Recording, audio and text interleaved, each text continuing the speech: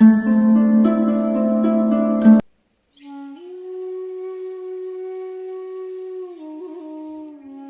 बांधे जन्म लिया है, हाथ पसारे जाना है, इस तरह पर धरा का धरा रह जाना है। एक नगરમાં એક ધનવાન માણસ રહેતો હતો। તેનું બધી રીતે સુખી જીવન હતું। ભગવાનની કૃપાથી કોઈ કમી ન હતી। તે માણસને 4 પત્ની હતી। તે 4 પત્નીમાં સૌથી વધારે પ્રેમ તેની ચોથી પત્નીને કરતો હતો। તે પત્નીને ખૂબ મોટી ભેટ સોગાતો લઈને આપતો, તેને હંમેશા સજાવીને રાખતો।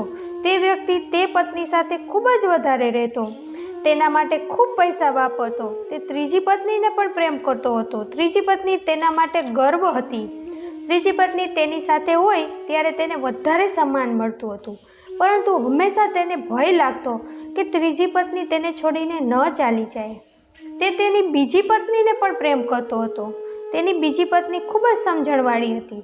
તે વ્યક્તિના જીવનમાં કોઈ સમસ્યા આવતી તો તે હંમેશા તેની બીજી પત્ની પાસે જ જતો, કારણ કે તેને એવું લાગતું કે તે હોશિયાર સલાહકાર છે। તે વ્યક્તિ 4 પત્નીઓમાંથી પ્રેમ ન કરતો હતો તે હતી તેની પહેલી પત્ની, પરંતુ પહેલી પત્ની તેને ખૂબ જ પ્રેમ કરતી હતી। તે ખૂબ જ ઈમાનદાર હતી। તે તેનું વ્યક્તિનું ખૂબ જ ધ્યાન રાખતી હતી। તે દરેક સારા કામ માટે પ્રોત્સાહિત કરતી અને ખરાબ કરતાં રોકતી હતી, પરંતુ તે વ્યક્તિની નજરમાં તેની કોઈ કિંમત ન હતી। તે વ્યક્તિએ તેની પહેલી પત્નીને ન તો ક્યારેય સમજી અને ન તો તેના ઉપર ધ્યાન આપ્યું। એક વખત તે વ્યક્તિ ખૂબ જ બીમાર પડી ગયો। ઘણી દવાઓ કરાવી પણ કંઈ જ ફાયદો થયો નહીં। હવે વ્યક્તિનો અંતિમ સમય આવી ગયો હતો। તેણે તેની 4 પત્નીને પોતાની પાસે બોલાવી। તેણે તેની ચોથી પત્નીને, જેને તે સૌથી વધારે પ્રેમ કરતો હતો, તેને કહ્યું, મારો છેલ્લો સમય છે, હું હંમેશા માટે આ દુનિયામાંથી ચાલ્યો જઈશ, તો તું પણ મારી સાથે ચાલીશ? કારણ કે હંમેશા માટે તું મારી પ્રિય છો। હું જાણું છું કે મારી સાથે આવવાથી તું પણ ખૂબ જ ખુશ થઈશ। પણ ચોથી પત્નીએ તરત જ તેને ના પાડી દીધી। તે ખૂબ જ દુઃખી થયો। હવે તેણે તેની ત્રીજી પત્નીને તેની પાસે બોલાવી અને તે જ પ્રશ્ન કર્યો, હું આ દુનિયામાંથી ચાલ્યો જવાનો, તો તું મારી સાથે આવીશ? ત્રીજી પત્નીએ પણ જવાબ આપ્યો, ના, તમારા ગયા પછી હું બીજી કોઈ સાથે લગ્ન કરી લઈશ અને કોઈની થઈ જઈશ। તે વ્યક્તિનું હૃદય દુઃખથી ભરાઈ ગયું। હવે તેની બીજી પત્નીને પૂછ્યું કે મારા મૃત્યુ પછી મારી સાથે આવીશ?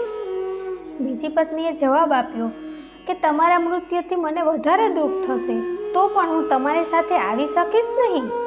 હું ફક્ત તમારો અંતિમ સંસ્કાર કરી શકીશ। હવે પહેલી પત્ની, જેને ક્યારેય પ્રેમ કર્યો ન હતો, તે આગળ આવી અને બોલી, હું તમારી સાથે આવીશ। તમે જ્યાં જશો ત્યાં હંમેશા સાથ આપીશ। આ સાંભળીને તે વ્યક્તિની આંખોમાં આંસુ આવી ગયા। તે પત્નીની તેણે સૌથી વધારે અવગણના કરી હતી, તે જ પત્ની આજે તેના કામમાં આવી। મિત્રો, દરેક માણસ પાસે આ 4 પત્ની કે 4 પતિ છે। ચોથી પત્ની છે આપણું શરીર।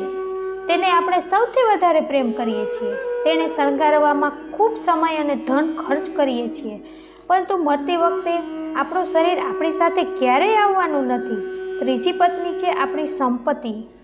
આપણું ધન, આપણી મિલકત એ આપણું સન્માન અને ગર્વનો વિષય છે, પરંતુ આપણા મૃત્યુ પછી તો પણ આપણી સાથે જતું નથી, તે બીજાનું થઈ જાય છે। બીજી પત્ની છે આપણો પરિવાર, આપણા સગા સંબંધી। તે લોકોને ઘણી પીડા થાય છે આપણા મૃત્યુ પછી, પણ તેમાંથી કોઈ આપણી સાથે આવશે નહીં। તે ફક્ત આપણા અંતિમ સંસ્કાર જ કરશે, પછી તે આ દુનિયામાંથી મોહમાયામાં વ્યસ્ત થઈ જશે। પહેલી પત્ની છે આપણી આત્મા। તેને આપણે હંમેશા અવગણના કરીએ છીએ। તેના અવાજને હંમેશા આપણે દબાવી દઈએ છીએ, પરંતુ તે જ છે જે આપણને સારા ખરાબનું જ્ઞાન કરાવે છે, આપણા સુખ દુઃખમાં સાથે રહે છે। તે જ મર્યા પછી પણ આપણી સાથે જ આવે છે। મિત્રો, આપણે આપણી આત્માને મજબૂત બનાવો, પ્રેમ કરવો।